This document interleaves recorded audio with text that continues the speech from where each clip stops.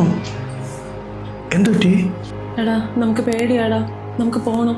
അതെന്തു പറ്റി? ഞാൻ പോണവരെ ഒരു കുഴപ്പമില്ലായിരുന്നല്ലോ.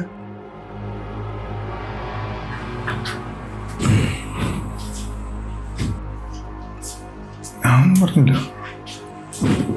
ഇവൻ പറഞ്ഞ പോലെ പേടിപ്പിച്ചിട്ടുണ്ടോ നിങ്ങൾ? ഷിജിനെ, എന്തായാലും ഞങ്ങൾക്ക് പോണം. നമുക്ക് വേറെ എവിടെയെങ്കിലും പ്ലാൻ ചെയ്യാം.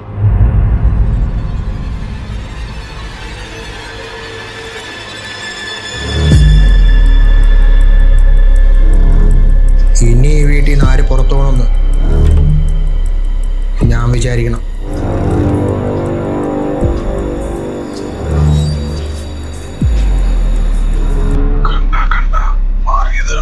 എന്റെ പൊന്നു പിള്ളേരെ, ഇവിടെ ഒരാൾ തൂങ്ങി, അവിടെ ഒരാൾ തൂങ്ങി, ബാത്റൂം എടുത്ത് ഒരു കൊച്ചു കിടന്ന്, ഇതൊക്കെയല്ലേ ഇവൻ പറഞ്ഞ കഥ. ഇത് തന്നെ ഇവന്റെ സ്ഥിരം പരിപാടി. ഇത് ഓർത്തിട്ടാണ് ഇവന് ഈ പേടി മൊത്തം. നിങ്ങൾ പറയുന്നത് കഴിക്കാൻ